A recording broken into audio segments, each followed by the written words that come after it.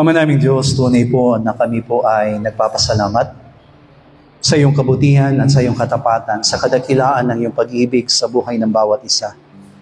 Tunay nga, Panginoon, na ikaw lamang ang aming pinupuri, ikaw lamang ang aming pinasasalamatan. Sa iyo lamang namin itinitiwala ang gabing ito, Panginoong Diyos. Tinipon mo kami upang kami sumamba, magpuri, makinig ng iyong mga salita, matuto sa mga bagay na niloloob at hinahangad mo para sa aming mga buhay. That's why we ask the leading of the Holy Spirit that you will continue to ignite our hearts towards your word, that let every one of us, Lord, understand your will and your righteousness. At sa pamamagitan ng mga salita mong ito, lalo kaming lumago, tumibay, at magawa namin ang lahat ng bagay na niloloob mo po para sa amin.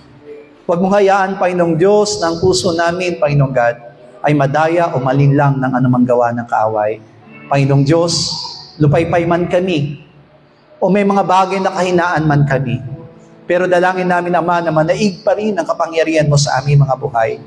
Dahil hindi mo itudulot o hindi mo itutulot ng aming mga buhay, Panginoong Diyos, ay mapahamak at malayo, Panginoong Diyos, sa iyong dakilang kalooban. Salamat po, Ama, patuloy namin inaangkin ang katagumpayan. At tunay na ikaw ay buhay at gagawa ka sa amin. Pagpalain mo ang mga kamay na walang sawang nagkakaloob ng kalamang handog para sa iyong gawain. Ibalik mo ito ng siksik, liglig at nagumapaw na pagpapala sa kanila. At hayaan mong maranasan nila ang iyong katapatan at ang iyong kabutihan. Ito po ang aming dalangin at maingat naming ibinabalik sa iyo ang pinakamataas sa papuri, pagsamba at paglalahati. Ito po ang aming dalangin sa pangalan ni Jesus. Amen. Palakpakan po natin ang ating Diyos sa buhay. Praise the Lord. Salamat po sa Panginoon sa gabing ito. Muli po tayong mag-aaral ng salita ng Diyos sa araw na ito upang tayo po ay matuto at maranasan natin ang kanyang kabutihan at ang kanyang katapatan. Buksan po natin ang ating mga kasulatan sa Juan, Kabanatang 21. John 21, verse 15 to 17. John 21, verse 15 to 17. Ganito po ang sabi niya, kaya't na mga kapapawi o makapagpawing gutom sila, ay sinabi ni Jesus kay Simon Pedro, Simon, anak ni Juan, iniibig mo baga ako nang higit kaysa mga ito? Sinabi niya sa kanya, Oo, Panginoon, nalalaman mo na kita'y iniibig. Sinabi niya sa kanya, pakanin mo ang aking mga kordero. Sinabi niya sa kanyang muli sa ikalawa, Simon, anak ni Juan, iniibig mo baga ako? Sinabi niya sa kanya, Oo, Panginoon, nalalaman mo na kita'y iniibig. Sinabi niya sa kanya, alagaan mo ang aking mga tupa. Sinabi niya sa kanya sa ikatlo, Simon, anak ni Juan, iniibig mo baga ako? Nalumbay si Pedro sapagkat sa kanya'y sinabing maikatlo, iniibig mo baga ako? Ang sinabi niya sa kanya, Panginoon, nalalaman mo na ang lahat ng mga bagay, nalalaman mo na kita'y iniibig.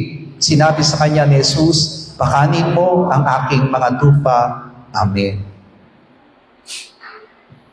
Our heart's journey. Maging ang ating mga puso ay meron tinatawag na paglalakbay in order to fulfill the will of God, yung tunay na kalooban ng Panginoon sa ating mga buhay. Ay naglalakbay yung ating mga puso at hinahangad nating matupad at magawa natin yung tunay na kalooban ng ating Panginoon. Marami po ang nagsasabi na even Apostle Peter believes na kung bakit 3 beses tinanong ng Panginoon si Pedro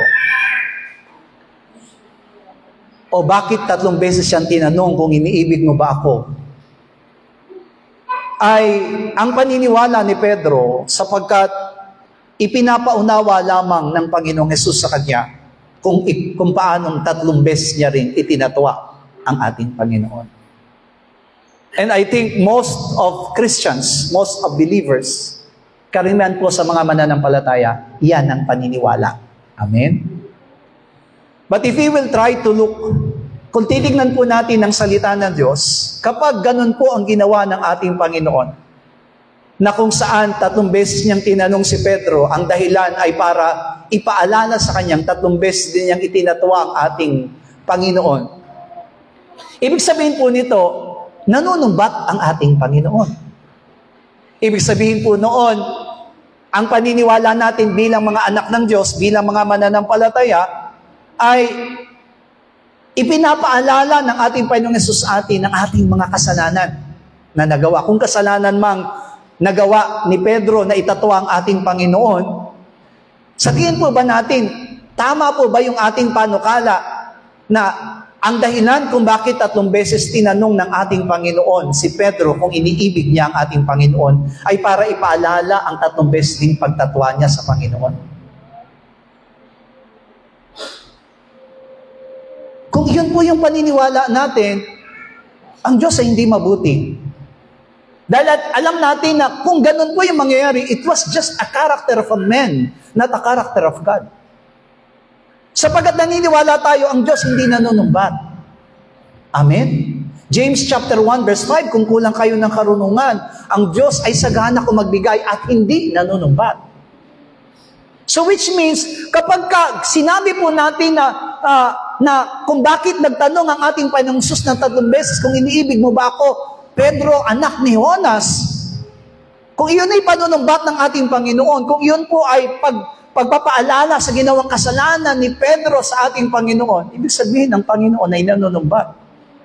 Hindi siya mabuti. But remember, Jesus Christ forgive our sins without wala pong pagtatangi. Nung pinatawad, nung namatay ang ating Panginoong Hesus, hindi po sinabi ng Panginoon na ito lang yung kasalanang patatawarin ko. Amen? O meron siyang tinatawag na limitations, o meron siyang pinipili na papatawarin doon sa mga kasalanan, at meron siyang kasalanan na papawiin at kakalimutan. So, kung ganun po yung ating pong magiging pananaw sa salita ng Diyos, I think, nagkakaroon tayo ng malaking pagkakamali sa John chapter 21. Kaya, kung ganun po, ano po yung dahilan kung bakit ang ating Panginoong Hesus ay nagtanong kay Pedro? Sa tingin niyo po ba, si Pedro lang po ba talaga yung hinahangad ng Panginoon na umibig sa Diyos? Si Pedro lang ba talaga yung hinihingi niya na talaga? Kasi kung ganun po, kung panunumbat yung ginagawa ng Panginoong Hesus kay Pedro at this time of he questioned Peter 3 times, ibig sabihin si Pedro lang yung hinihingi niya na umibig sa kanya. Pero naniniwala tayong lahat ng mga mananampalataya, lahat po ng gustong maglingkod sa Panginoon, it is a requirement that all of us should love the Lord with all our hearts. Kailangan nating mahalin ang ating Panginoon. Amen? Dangan nga lang, naniniwala tayo na through our old self, amen po ba? Sa pamamagitan ng ating lumang pagkatao, hindi natin lubos na mamahalin ang ating Panginoon. Kaya di ba sinabi ng ating Panginoon, where your treasure is, there also your heart. Kung nasan daw yung ating kayamanan, nandun din yung ating mga puso. Ibig sabihin, hindi po lang sa kayamanan, kung ano po yung bagay na pinapahalagaan po natin, kung ano yung mga bagay na binibigyan natin ng importansya bukod sa Panginoon. Hindi natin kakayaning mahalin ng buong puso ang ating Panginoon sa ating mga buhay. Our old self cannot love our God, our Lord. Simulat sa pulpa lamang doon sa Garden of Eden, mga minamahal ko, nung ibinigay ng Panginoon yung commandments doon sa tao na nilikha niya at inilagay doon sa Garden of Eden, it is also a question, do you have to love me? Oh, you have to love me with all your hearts. Isa lamang po yung utos, pero yun po'y nagpapakahulugan, mga minamahal ko, kung gaano mamahalin ng tao na nilikha niya ayon sa kanyang wangis at larawan, ang Diyos higit sa lahat ng bagay. Di ba ganyan po yung tinatawag na pag-ibig? Kapag sinasabing pag-ibig, mga minamahal ko, hindi po natin Yun po yung itatangi natin at wala tayong ibang bibigyan o pagtutuunan ng pansin maliban doon sa isang tao o isang bagay na minamahal ng bawat isa po sa atin. Pero diba, tingnan natin sina Adan at Eva, iisa lamang yung command sa kanila, pero hindi po nila natupad. At simula noon, ang tao po, mga minamahal ko, hindi na po kinaya na ibigin ng Diyos. Hindi na po, nakita na po ng Panginoon kung paano kahit na sinasabi ng isang tao na siya'y nananampalataya sa Panginoon, hindi niya kayang ibigin ng lubos ang Diyos sa kanyang buhay. That is Peter. Di po ba? Si Pedro, nakita natin kung paano hinangad niya na talagang sumunod sa ating Panginoon. He left everything for the Lord. Nung tinawag siya ng ating Panginoon, nung pinili niya ang ating Panginoon sa kanyang buhay, hindi po siya nagdalawang isip na iwanan ng lahat ng bagay sa kanyang buhay. I think, kung titingnan po natin, do you believe that Peter loved the Lord Jesus Christ? Naniniwala po ba kayo na si Pedro mahal niya ang ating Panginoon? I think he loves the Lord. Naniniwala ako. Ganon din po yung mga mananampalataya sa kasalukuyan. Kapag tinanong po tayo, mahal mo ba ang Panginoon? Alam ko po, nang isasagot po natin, yes, amen, I love the Lord. Hallelujah. Kahit ang isang tao na hindi mananampalataya, kapag tinanong mo, mahal mo ba ang Panginoon? Kahit sila po magsasabing, mahal nila ang ating Panginoon. Kaya nakakatanungan, totoo ba yung pag-ibig? Totoo ba yung pagmamahal na ibinibigay nila sa ating Panginoon? Kayo rin, tayo rin na naririto. Kapag tinanong tayo, mahal niyo ba ang Panginoon? Amen. Kung sasabihin po natin amen, gaano katotoo yung pag-ibig natin yang nagsabi tayo ng amen? How do you really love the Lord? Amen po ba? Gaano natin Kaya nga, yung pamagat ng ating pinag-aaralan is our heart's journey. Amen? Kumbaga, di po ba, na meron po yung ibang mga tao sinasabi niya, dati hindi ko naman siya mahal. Natutunan ko na lang siyang, di ba? Hugot. Hugot pamor. Amen. Ganyan tayo, di ba tayo mga tao? Minsan, di ba, sometimes, pag pinatingin sa atin din ng isang prutas, dati hindi ko to gusto. Pero naglaon, nagustuhan ko na. Amen? Hallelujah? Alam niyo po na napunta po ako sa Aurora. Sa Aurora po kasi hindi kinakain ng tsesa. Ang tsesa po, pinapakain lang sa baboy sa Aurora. Kumakain ba kayo ng tsesa? O, di ba? Masarap, di ba? O, masarap yung tsesa. Pero sa Aurora po, hindi kinakain ng tsesa. Sino po dito kumakain ng anonas? Nakakain na po ba kayo ng anonas? Ay. Yung anonas po, parang malaking atis. Hindi pa kayo? Kawawa naman kayo. Ang anonas po, kala ko din noon di ba? Ang anonas po, para siyang atis, lasang atis, pero malaki. Malaki po siya, ganyan po siya. Amen? Tapos yung mga hibla po niya, di ba, ang atis po, ganyan kalalaki lang. Tapos, kasi laki noon, kung ganyan kalaki po yung hibla ng nasa loob ng atis, ganyan din kalaki yung buto. Tama po ba? Ang anonas po, yung parang atis, ganyan po kalalaki ang hibla. Pero ganyan lang kaliliit yung buto. Masarap po. Amen. Sobrang sarap. Pag hinog po siya, kulay orange. Sana makatikim po kayo bago kayo bawiin ng buhay. So dati po, nung nakita ko po yon, namin po ba sa Aurora, pinapakain din sa baboy. Lahat na lang sa baboy. Amen. Kaya naalala ko, di ba, yung sinabi doon sa Biblia, yung alibugang anak, nung wala na siyang makain, ultimong prutas na pinapakain doon sa baboy, ay gusto niya nang kainin. Hindi naman po darak yung kinakain doon sa Lucas. Amen. Yung alibugang anak po, ang pinapakain po sa baboy kasi noong unang panahon ay mga prutas. Amen. Kaya, nung nakita niya yung prutas, pinapakain lang sa baboy, gusto niya na pong agawin at kainin po ito. Ganon po yung sa buhay po ng basa sa atin. At naniniwala tayo, meron tayong inilalagay na sukat. Amen po ba? We are the one who made, amen po ba, those kind of, amin po ba, size, amin po ba, gaano kalaki yung pagmamahal, yung pag-ibig na inilalaan natin sa ating Panginoon. O masasabi po natin na minsan tayo mga mananampalataya, tumataas ba yung pag-ibig natin sa ating Panginoon simula lang tayo makakilala sa Kanya? O pababa ba yung pag-ibig natin sa Panginoon simula lang tayo makakilala sa Kanya? Di po ba? Even in the Old Testament, in the New Testament, isa lang ang utos ng Panginoon sa atin. Di po ba, makikita natin, nung may kausap ang ating Panginoon sa New Testament, what is the greatest law? Ano po ba yung pinakadakilang kautusan? Mahalin mo, ibigin mo ang iyong Diyos ng buong puso, buong kaluluwa. Amin po ba? Nakalagay po sa Deuteronomy chapter 6 verse 5. Amin po ba? Sinabi po doon ng Diyos at iyong iibigin ang Panginoon mong Diyos ng iyong buong puso at ng buong mong kaluluwa at ng iyong buong lakas.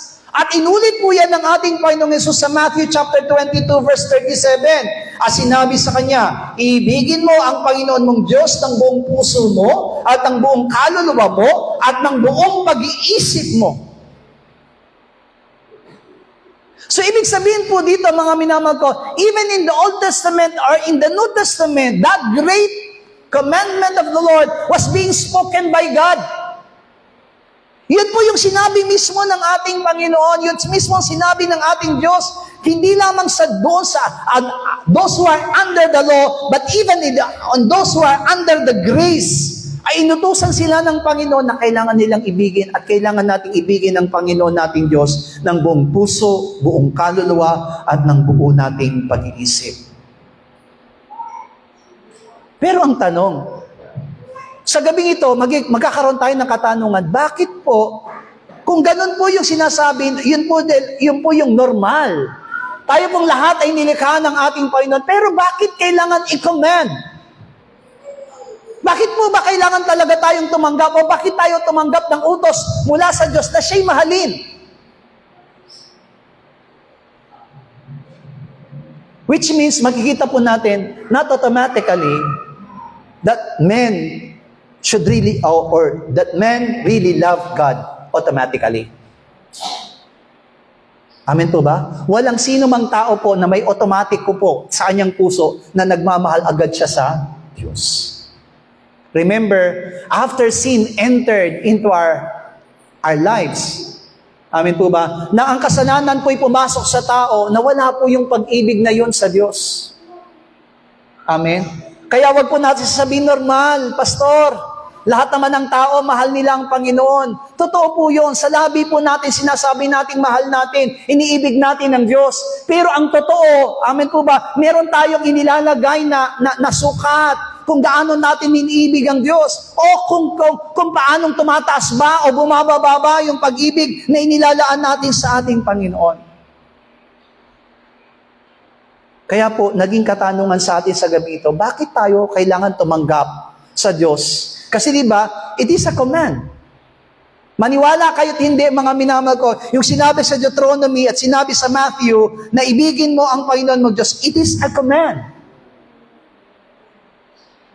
Ibinigay na utos ito ng Diyos. Bakit? Amen po ba? Kasi nga hindi otomatiko ng lahat ng mga tao o lahat ng mga Kristiyano ay merong pag-ibig sa ating Diyos. Pangalawa, dahil kailangan natin maging katulad ni Jesus kung paanong iniibig niya ang Ama. Amen po ba? Jesus Christ, He came from the Father. And when He became man, He never lost His love towards the Father. Kung titingnan po natin, nakaranas ng hirap, nakaranas ng sakit, nakaranas ng pagdurusa ang ating Panginoon dito sa lupa, just, amen po ba, to obey the command of the Father. Amen po ba? In knowing the will of the Father in His life. Amen po ba? Pero kahit na po yung pagdurusang yun ay dumating sa ating Panginoong Jesus, hindi po nagbago ang pag-ibig niya sa Ama.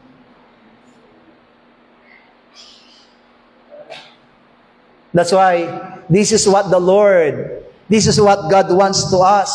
That's why He commands us to love Him with all our hearts, with all our soul, and with all our mind. Amen po ba? Ibinigay sa atin yung command na yon. Bakit? Sapagkat ang nais ng Diyos ay matulad tayo sa Kanyang anak na nagmamahal sa Kanya ng lubos. We know that the Father loves the Son. Amen po ba? That's why the Son also loved the Father. Sino po ditong naniniwalang mahal siya ng Diyos? Magsabi ng Amen. Kaya nga kung minamahal tayo ng Diyos, kailangan ibalik natin, mahalin din natin ang Diyos. Amen? Kasi ganun ang ginawa ng Panginoong Hesus. Mahal siya ng Ama. Amen. At yung pagmamahal ng Ama na yun ay pinakita sa anak. That's why everything was created for the sake of the Son. Amen po ba? Lahat ay nilikha para sa kanyang anak. Lahat ay pinlano para sa kanyang anak. Amen po ba? And because of this one, the Son also loved His Father. Pangatlo, dahil alam ng Diyos ang pakinabang ng pagmamahal sa Diyos. The reason why God gave us the command to love Him, because He knows what blessings that they will receive if they will love God. Hindi tayo nawawalan. Amen po ba? Hindi tayo, mga minamahal ko, nalulugi kapag minahal natin ang Diyos. Sapagkat naglaan ang Panginoon ng mga pagpapala sa mga tao, sa lahat ng mga nilalang niya na lubos na nagmamahal sa Kanya. At alam niyo po ba kung bakit ibinigay ng Panginoon yung utos na yun na mahalin natin ng Diyos? Kasi nakakalimutan natin na may pagpapala sa lahat ng umiibig sa Diyos. Kapag nakalimutan natin talaga yon, hindi natin mamahalin ang Diyos. Amen. At ang pang-apat, mga minamahal ko, binigay sa atin ang utos na mahalin ng Diyos sapagkat maraming Kristiyano o maraming mananampalataya ang nakaligtaan gawin ang utos na ito ng Diyos sa atin. Hallelujah. Marami po. Nakakalimutan natin. Amen po ba? Na kailangan nating mahalin ng Diyos. That's why many among believers, they love the world, they love money. Amen po ba? They love men rather than God, more than God, I mean. Amen po ba? Hindi ko mas sinasabing nawala po yung pag-ibig natin o nawala yung pag-ibig ng Diyos nawala yung pag-ibig ng mga mananampalataya sa Diyos. Kaya lang, amen po ba, imbis na 100% na maibigay natin yung pag-ibig natin sa Diyos, siguro yung 1/4 ng 100% nasa sanlibutan. O tapos yung 1/4 ng another po doon sa pag-ibig na yon na dapat ilaan natin sa Diyos ay naibigay natin doon sa tao na minamahal po natin. Kaya ang natitira na lang sa Panginoon, mahal pa rin natin ng Diyos. Pero kalahati na lang. 50% sa Diyos, 50% sa sanlibutan, 50% doon sa taong minamahal natin. Pero tandaan po natin anong utos ng Diyos. If you want to follow me, you have to deny even yourself. Amen? Maliban na limutin daw natin yung ating mga magulang, limutin natin yung ating mga kapatid, asawa, o kayamanan para sa Panginoon, ay hindi tayo karapat-dapat na maging alagad ng Panginoon. And I think we need to understand that God wants us 100% love. Hallelujah. Amen? 100% pag-ibig. At iyan yung masasabi po natin na, amen po ba, in our heart's journey, akala natin okay na itong ginagawa natin. Para tayo yung nanay ni Miguel Tang Felix, okay na to. Amen? Yung konting paglilingkod, okay na to. Amen? Yung konting pagsamba, okay na to. Amen po ba? Nananambahan naman ako, okay na to. Tama ba? Hindi po yan okay. Because God wants us to, sabi niya doon, with all your heart. Hindi sinabing kalahati ng puso mo. With all your soul. Hindi lang kalahati ng kaluluwa mo. With all your mind. Hindi lang kalahati ng isipan mo. Dapat ang lagi mong iniisip ang Diyos. O aminin natin, kalahati ng iniisip natin, o baka nga hindi kalahati ng isip natin ay sa Diyos. Amin po ba? Baka 3/4 na lang at naalala lang natin ng Diyos kapag may problema tayo. Tama? Mali? Hallelujah? Pero ang sinasabi ng Panginoon, buong puso, buong kaluluwa, buong pag-iisip. Sabihin ko natin, buo. Hindi kalahati. Oh, malakas po. Buo. Hindi kalahati. Yan yung hinahangad at inaasahan ng Panginoon sa buhay ng baso sa atin. Kaya nga, ang nais ng Panginoon, maintindihan natin mabuti. Ano bang sabi niya sa Deuteronomy chapter 7 verse 9? Deuteronomy chapter 7 verse 9. Talasasin mo nga na ang Panginoon ninyong Diyos ay siyang Diyos, ang tapat na Diyos, na nag-iingat ng tipan at nagagawad ng kagandahang loob sa mga umiibig sa Kanya at tumutupad ng Kanyang mga utos hanggang sa 1,000 salin ng lahi. Alam niyo po ba yung ibig sabihin ng talastasin? Ang ibig sabihin mo ng talastasin, ilagay mo sa isip mo, unawain mong mabuti, na itong Panginoong Diyos, ang sabi niya doon, itong Panginoong Diyos ay tapat. Sabi nga po natin, ang Diyos ay tapat. Kapag daw iniibig, kung sino man daw ang iibig sa Diyos, ang lahat ng umiibig sa Diyos, ang sabi po niya doon sa Deuteronomy chapter 7, verse 9, tutuparin ng Panginoon ang lahat ng Kanyang mga salita sa lahat ng mga umiibig sa Kanya. Hallelujah! Tandaan po natin yan sa gabing ito. Hindi ko pwedeng kalimutan ang pag-ibig ko sa Diyos sapagkat pinaalala sa akin ng Panginoon na kapag tumutupad ako at umiibig ako sa Kanya, tutuparin ng Panginoon ang lahat ng Kanyang mga salita sa akin. Hallelujah! Kaya nagrereklamo tayo. Amen? Nagrereklamo tayo bakit hindi tinutupad ng Panginoon ang utos niya sa atin.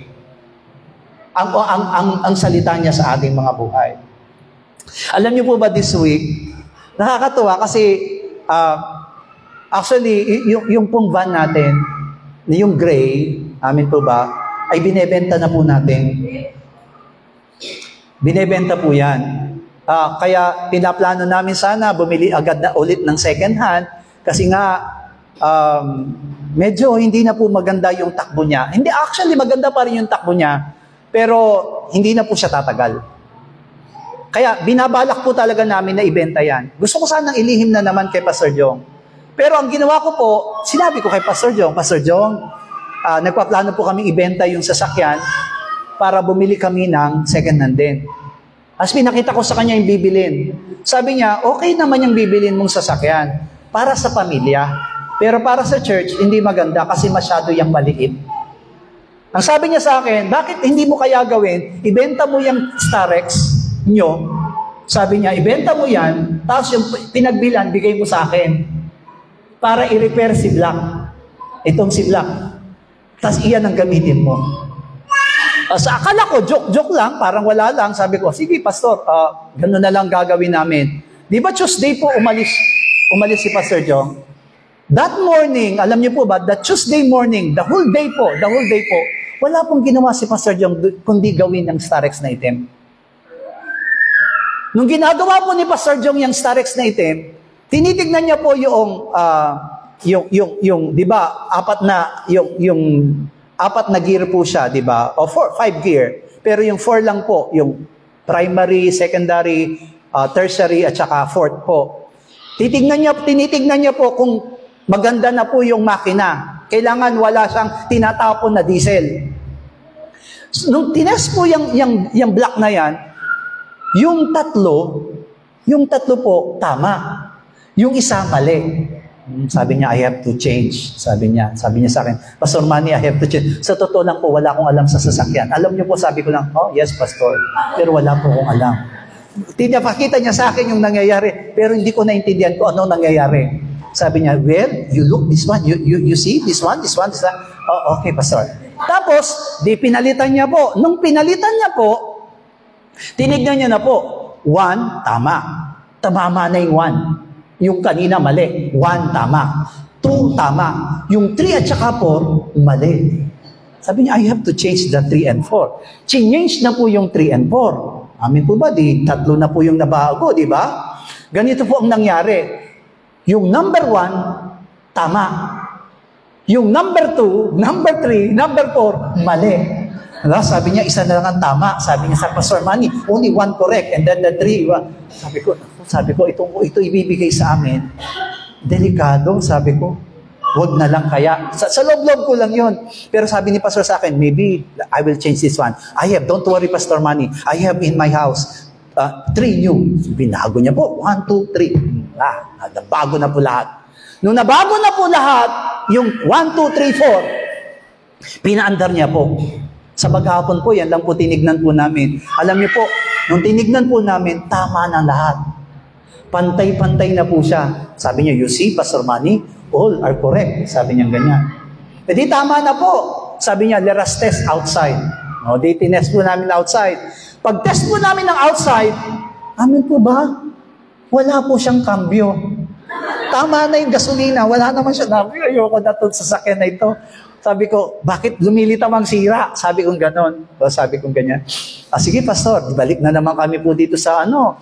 Sabi niya dito, sabi niya, how about Brother Tikboy? I don't know, Pastor, if he has work. Oh, it's okay. Sabi niya, let us test. Tapos, ako taga bomba, siya naman taga nado sa ilalim, bombala ako ng bomba.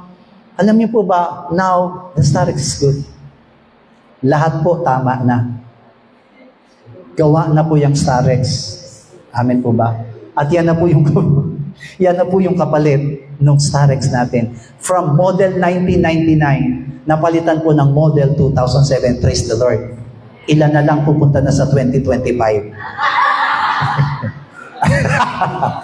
Amen? Hallelujah. Kaya sabi ko, Panginoon, napakabuti mo. Sabi kong ganyan. Napakabuti mo, Panginoon. And then, kanina nga, pinagawa po ulit yan kasi yung pintuan, pinagawa po, dinala ko po sa mekaniko kaninang umaga at pinagawa na po siya at naayos na po. Sabi ko, Lord, napakalaki ng favor na ibinibigay mo.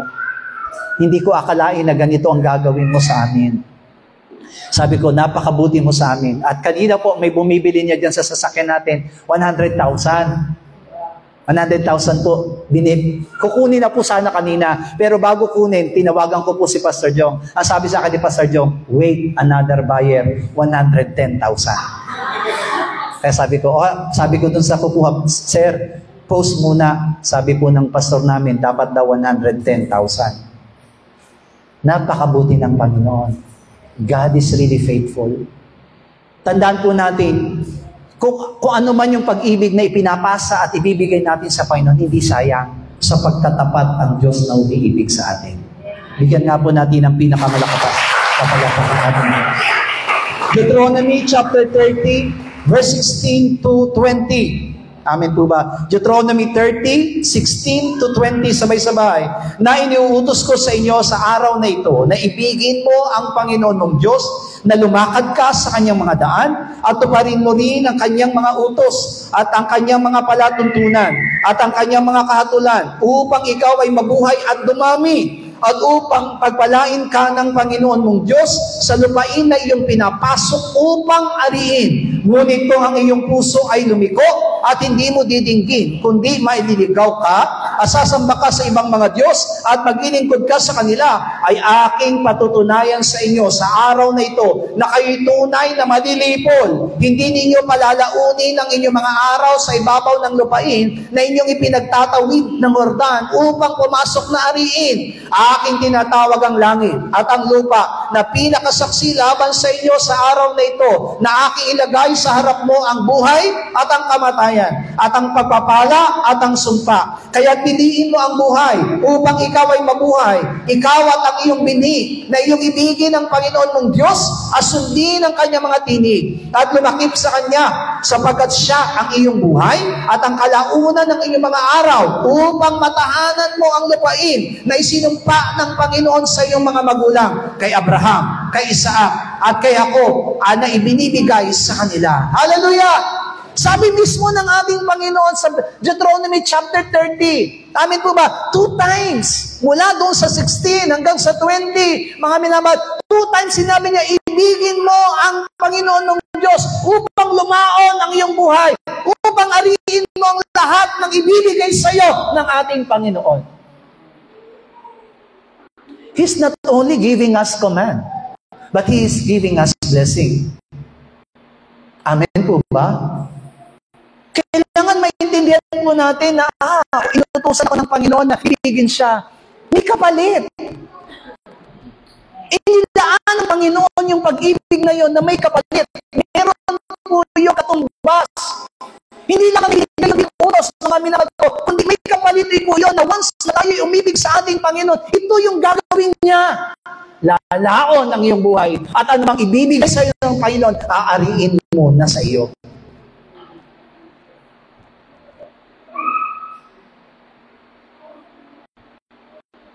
Israelites people find another gods in their lives.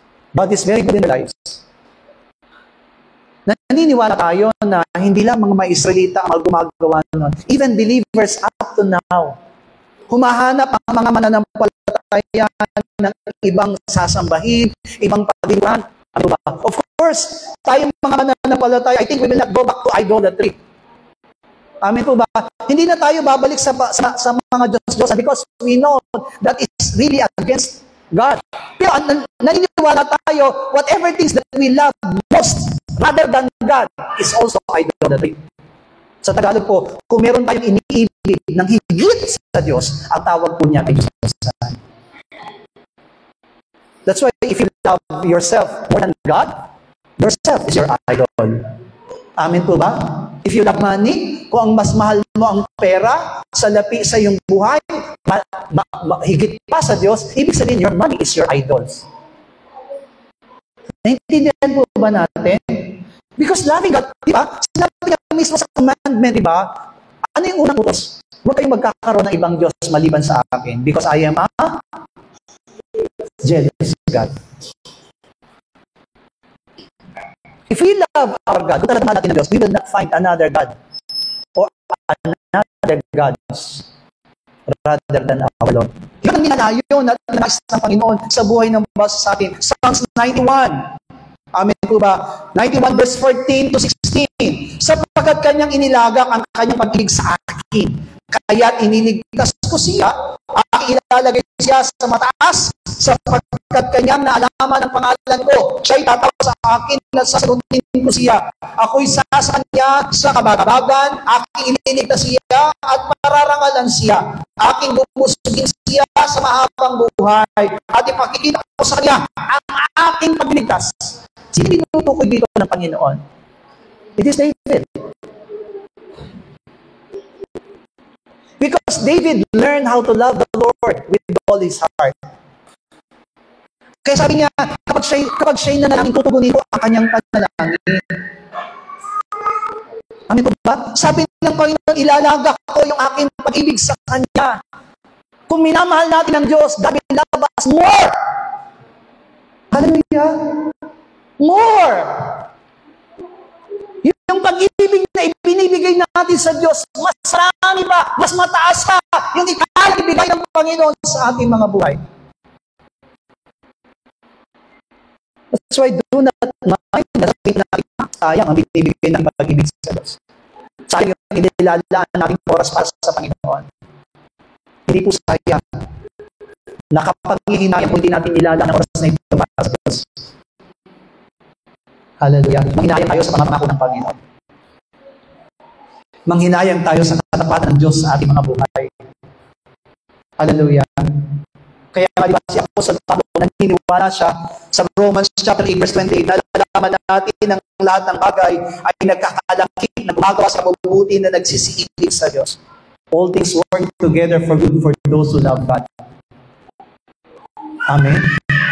Kung ano man ang mga bagay na ating gustong gawin, mga minamahal ko, magagawa natin ang lahat ng bagay na yan kung tayo umiibig sa Diyos. Yung katagumpayan na hinahangad natin, yung hinahangad natin, mga minamahal ko, sa buhay po natin, nakaginawaan, amen po ba? Yung hinahangad natin sa ating mga buhay, nakapayapaan at kagalakan sa ating mga buhay, magkakalakip yan, magkakasama yan. Kailan?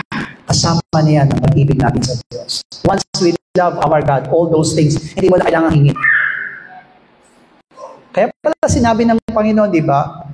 Remember, God knows what you need. Before you pray, alam ng Panginoon kung ano ang nais mo. Alam na ng Panginoon ang pangangailangan natin.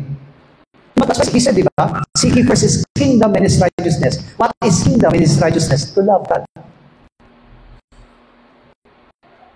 Yun ang hanapin natin. Lord, amin ko ba, yung lumang pagkatao natin, hindi kaya yung mahalin ng Diyos. Once you live, kung ikaw ay namumuhay ngayon ayon sa iyong lumang pagkatao, hindi mo kayang mahalin ang Diyos ng buong puso. Hindi mo kakayanin. But live according to our new created beings. Kung ikaw makikipag-isa kay Kristo, matutulad ka kay Kristo, mas mamahalin mo ang Diyos ng buong puso mo. You're willing to sacrifice everything. You're willing to obey. Amen po ba? You're willing to give everything to the Lord. Bakit? Mahal na mahal mo ang Diyos. Kaya sabi ni Pablo, things work together for good. Amen po ba? Alam niyo po ba yung things work together for good? Amen po ba? Kaya nga, mas malaking problema natin yun eh. Mas malaking suliranin natin ngayon. Alam niyo po, minsan na mga mananampalataya, minsan makulit na lang tayo. Amen? Alam niyo po ba na minsan kung bakit tayo nagkakasakit? Bakit sa ulo natin? Pero sa totoo lang, bago tayo magkasakit, inilaan na ng Panginoon sa atin ng kagalingan. Amen? Hallelujah. Positively, pwede mo sabihin sa isang tao, magaling ka na. Kahit nakansar pa yung karamdaman niya, pwede mo sabihin sa kanyang magaling ka na. Why? Because ikaw na di-provided. Bago pa po tayo nagsakit, bago pa po nauso ang pandemic, kagalingan ipinagkaloob na sa atin. Hallelujah. That is how good is God. Kaya nga, nakakapaghinayang ang mga minama ko, kung bibitawan natin yung pag-ibig natin yan sa ating Panginoon. Basahin po natin Matthew 22 verse 37. At sinabi sa kanya, iibigin mo ang Panginoong Diyos ng buong puso mo, ng buong kaluluwa mo, at ng buong pag-iisip mo.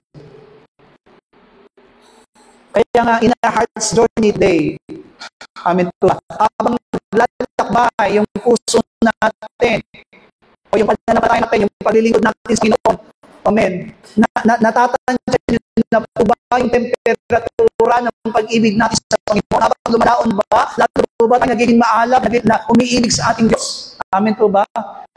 It is not the greatest of our, kumbaga, yung paglilingkod na ginagawa natin, yung laki ng ginagawa natin paglilingkod sa Panginoon. Hindi po yan ang pinapasihan, mga minamato. Kahit isa ng ministeryo ang ginagampanan po natin. Kapag may pag-ibig ka, gagawin mo yun ng buong sikap. Amen. Maganda yung salita, okay na to. Amen po ba? But do not live with okay na to. Give all your best to the Lord. Hindi pa okay to. Meron pang ilalabas. Kung naglingkod na tayo sa Panginoon, masiyahan, meron ka pang ilalabas. Meron ka pang kayang ibigay sa Panginoon. Hallelujah. Kasi ang sabi ng Panginoon, with all your heart, with all your soul, and with all your mind. Huwag titigil hanggat hindi mo naibigay po. Hallelujah. Amen. Hallelujah. Kabataan, mga nanay, mga tatay, na naririto ngayon, baguhan man o datihan. Amen po ba? Hindi pinag-usapan dito kung matagal tayo sa church o baguhan pa lang tayo sa church. Amen po ba? Kasi baka yung baguhan, mas malaki ba yung pag-ibig sa Diyos kaysa doon sa datihan. Pero ang hinaharap natin ngayon, mga binamad po, ay makikita natin yung sarili natin, yung pag-ibig ko sa Diyos. Kahit nasabihin ko, hindi ganap, pero unti-unti, little by little, I can give all my heart and all my love to the Lord. Amen. Di ba si Pedro? Si Pedro talagang itinatawa niya ang Panginoon. Amen po ba? Kaya nga, pinerify talaga ng Panginoong Jesus dahil bago sa nangyari. Remember, mga minamahal ko, yung pagkatatawa ni Apostle Pedro, tingnan po natin, di ba bago niya tinatawa ang Panginoong Jesus, alam na ng Panginoon? Alam niya mangyayari. Kaya nga sinabi ng niloob yan ng Diyos na ikaw ay subukin ni Satanas. Kaya nga kapag ikaw makasabi at manumbalik, sabi niya, palakasin ang iyong mga kapatid. It means, Jesus Christ, before Peter, bago nagkasala si Pedro, naunawaan niya na may kailangan ka. Hindi niya kinondem.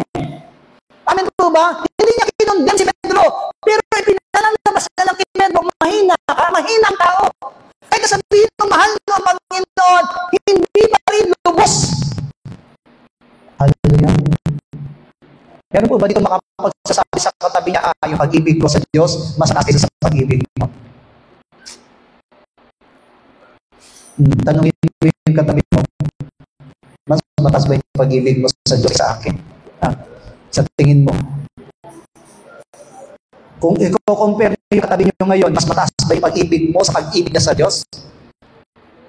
Hallelujah. Wala. We cannot say. Amen po ba? Pero this is really a journey. Kahit nasabihin po natin ngayon na sabihin natin, mas mataas ang pag-ibig ng katabi natin sa Diyos kaysa sa pag-ibig mo sa Diyos. It's okay. Kasi bakit? Ipinaalala ng Panginoon sa iyo sa oras nito na pwede kang bumawi. Like Peter. Katulad ni Pedro, mga minamahal ko, that is old self.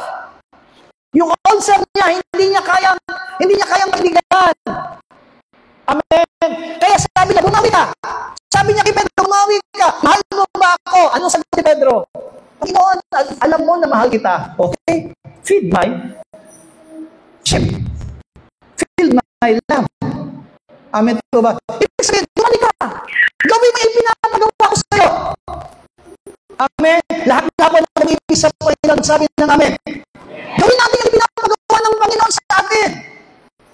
Hindi po tayo nagbibilangan ngayon. Hindi po natin ino-compare yung sarili natin. Amen po ba? Hindi po tayo nag-comparahan sa bawat sa kung sino mas mataas, sino mas mababa. Pero kung talagang mahal natin ang Panginoon sa gabi ito, gawin mo ang ipinapagawa sa iyo ng Panginoon. Hallelujah. Katulad ni Pedro, hindi niya sinumbatan si Pedro. Mga minamahal ko, tandaan po natin, may pag-uulang tayong lahat. Pero kailanman, hindi nanumbat ang Diyos.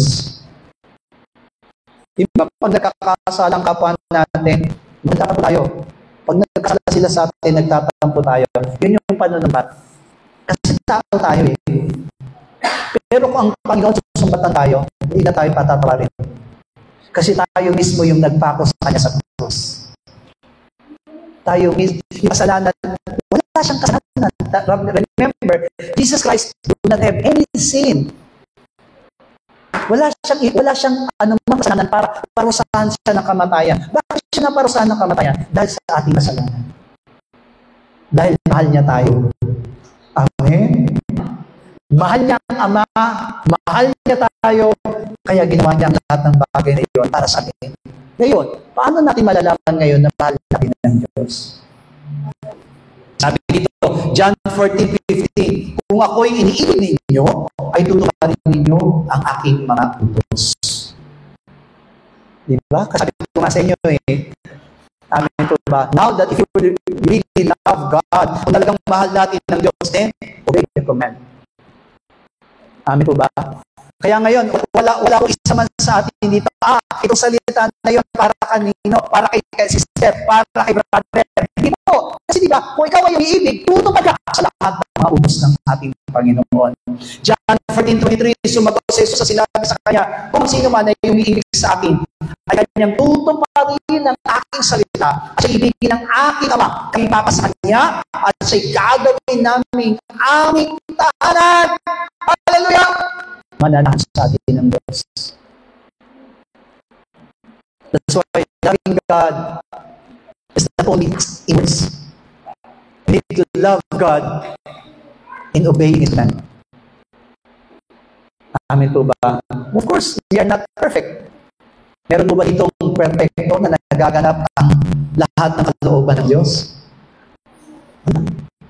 We are not perfect. But if we are learning, kung tayo natututo sa gabing ito, gusto kong maipakita ang pag-ibig ko sa Diyos. Amen. Sa pamamagitan ng pagtupad. John 14:21, ang mayroon sa aking mga utos at tinutupad ang mga yaon ay siyang umiibig sa akin. At ang umiibig sa akin ay ibigin ang aking Ama at siya'y ibigin ko at siya'y mapapahayag sa Kanya. Hallelujah. Amen. Kaya nga, si John, tinawag siyang the beloved, di ba? John the beloved. Alam mo ba kung bakit tinawag na John the beloved? Si John? Kilala niyo po ba si Juan? Si Juan po, mga minamahal ko, ay kapatid na, di ba? Kapatid po siya ng isa sa mga alagad din ng ating Panginoon. Magkakapatid po sila. Santiago, amen po ba? Magkakapatid po sila at ang tatay po nila ay si Zebedeo. Alam niyo ba si Juan, bago po siya tinawag na John the Beloved, si John po, siya po yung nagsabi, Panginoon, gusto mo ba magpababa kami ng apoy at tupugin ang mga tao yun? Sila po yun. Bohernes ang tawag po sa kanila. Ano po ba yung sabihin ng Bohernes? Pakabiso-biso kong magsalita. Yung, amen po ba? Kara-kara kasi sabi, marami tayong kapatid ganyan, kung manalita parang apoy. Amen, yung masakit, yung tatamaan ka talaga. Amen po ba? Magdaramdam ka. Tama? Hallelujah. Ang tawag dyan, Bohernes. Amen. Pero, tingnan niyo po, kahit na ganon si Juan, he became John the Beloved. Why? Because he followed the Lord Jesus Christ even to the point of death. Siya lamang po sa mga gadang nakasunod sa Panginoon hanggang sa oras ng kamatayan ng ating Panginoon. Hindi na mahalaga sa Kanya kung bakit siya kasama ng ating Panginoon. Ang mahalaga naroon siya hanggang sa mamatay ating Panginoon. Hallelujah. Amen. That's why si John po, marami siyang na-post. Salita ng ating Panginoon nung nasa krus ang ating Panginoon. Bakit? Because he was there. Kaya natingnan niyo po, walang nakabihinan sa nanay ni Jesus. Amin po ba? Dito sa lupa, kundi si Juan, kasi siya naman doon. Amen. Hallelujah. Kaya, kahit na nag-iisa lang tayo sa church, okay, malungkot. Halimbawa, nandun na lang kayo. Alam niyo po kanina, habang nagpapagawa ako, natatandaan niyo po yung mga taga-Green Valley. Di ba may dadadaanan tayo diyang may house? Dati, di ba? Meron tayo yung tapat ng S. Yung malalaking truck. Yung truck nun, dati yung beer house lang. Di ba? Parang hindi naman kayo nagmo-morning prayer. Di ba sa morning prayer makikita natin na mga nag-iinuman nandoon. Hallelujah. Pero alam niyo po ba, ano nangyari po doon sa dating beer house? Ano na po ngayon? Church na po ngayon. Opo. Yung sinasayawan ng mga dancer doon, sayaw na po ngayon ng praise and worship. Totoo ito. Kasi alam niyo po kanina, habang nakagawa po ako, nakita po ng babae, Pastor, sabi niya, ay, sister, God bless po. Sa loob-loob ko lang, hindi ko siya kilala. Pero kilala niya ako. Pastor, kilala mo ba ako? Sorry po, sabi ko, hindi ko sabi niya, Pastor, Dalansones ako. Di ba sa Dalandan ka nakatira? Oo. Di ba si Pastor Manny ka? Oo. Kilala ako nito tao. Hindi ko siya kilala. Amen. Kasi the next week po sila. Sabi niya, kilala kita, Pastor. Sabi ko, dyan po kayo nakatira? Opo. Sabi niya, caretaker po kami nitong church. Mamaya po, pag alis, makikita niyo po, City Bible Church. Amen po ba? Yun po yung pangalan, City Bible Church. Makikita niyo po yan. Tapat mismo ng NES, yung mga truck na malaki, tracking. Tapos ang tapat niya po, City Bible Church. Yun na po ngayon. Dati po yung beer house. Ngayon po, church na. Hallelujah! Napakabuti ng Panginoon, di ba? Kaya kung titignan po natin, praise God. Amen? Oh. Amen? Sabi niya, dati po, nangungumpahan na kami dito. Ngayon po, pag-aari na po ng Panginoon. Ang dami po. God is good. Amen? Napakabuti ng ating Panginoon. Kasi John, bago po siya naging John the Beloved, mga minamahal ko, ipinakita niya talagang mahal niya ang Panginoon. At sumunod siya hanggang sa huli sa dali. Sana hanggang sa mamatay tayo, sumusunod tayo sa Panginoon. Amen? Parang hindi nyo lang yung kamatayan, wala na nag-amen. Hallelujah. Dahil lang natin ng Panginoon sa atin, hanggang mamatay tayo, susunod tayo sa Panginoon. Kahit na mahirap, kahit na sometimes, totoo po, hindi natin maalis na minsan na-stumble tayo, minsan nalulupay-pay tayo. Normal yan. Tao tayo eh. Pero ang malaga, pag na-stumble tayo, bumawi. Amen? Kung yung buwan na ay nanlulupay-pay. Huwag mo pag-alalahanin yan. Lahat ay nakakaranas ng panlulupay. Kung nalalamig ka ngayon, huwag kang mag-alala. Lahat ay nakakaranas ng panlalamig. Pero kapag binasa mo ang Book of Revelations, anong sabi niya po sa Book of Ephesians na nawala pag-ibig sa Diyos? Alalahanin mo kung saan ka bumagsak. Amen. Ang Efeso, di ba? Nawala po ng pag-ibig niya sa Diyos. Yun ang masakit. Nawala na. Hallelujah. Nawala na. Alam niyo po yung nawala? Mahal niya dati ang Diyos, pero hindi nawala na. Pero hindi sinabi ng Panginoon na ayoko na sa'yo. Sabi niya, ito lang ang panunumbat ko sa'yo. Sabi niya, ito lang yung masasabi ko sa'yo. Nawala na ang pag-ibig. Kaya naman, sabi niya, alalahanin mo kung saan ka. Amen po ba? Kung nawala man ang pag-ibig natin, no problem. Meron pa tayong chance. Amen po ba? What is our chance? To recover it. Amen po ba? Sabihin nga po natin, oh my soul, recover your love to the Lord. Oh my soul, recover your love to the Lord. Oh my soul, recover your love to the Lord. Oh my soul, recover your love to the Lord. Bigyan natin ang pinakamalakas sa palakpakan natin. Yes, really, a heart of journey, journey ng puso namin. Huwag na akong nanlulupay, hindi tayo sinusumatan ng Diyos. Amen po ba? Kung halimbawa, nakita natin sa rin na, ay hindi na gano'n ng pag-ibig ko sa Panginoon, hindi problema yan. Pwede ba tayong bumabit? May kakataon pa tayo at gawin natin ang pinapagawa ng sa tao sa atin. Hallelujah. Sabihin mo nga sa katagawin mo, mahalin mo ang Diyos ng buong puso. Hallelujah. Isip. Amen. Hallelujah. Sa ito, tayo sama-sama manalangin. At manalangin po tayo, let our heart's journey be successful and be victorious. Kung paanong sinabi ng Panginoon kay Pedro, minamahal mo ba ako? Hindi nanumpat ang Panginoon sa gabi ito. Kundi tinatanong lang ng Panginoon sa atin kung ang pagmamahal natin sa panatay nariyan. At kung nariyan, ipagpatuloy natin, oh my soul, overcome, at tayo pinalangin. Oh my soul, overcome. Oh my soul, overcome. And oh my soul, overcome. Ang maraming Diyos, kami po yung nagpapasalamat sa pagkasabi ito. Pinalalahan naman kami ng pag-ibig namin, Panginoong Diyos, sa iyo. Ay dapat pagpatuloy, Panginoong Diyos, na paglalakbay, Panginoong Diyos, ay unti-unti may pataas namin, Panginoong Diyos, ang antas ng aming pag-ibig sa iyo, ng aming mga kasunod.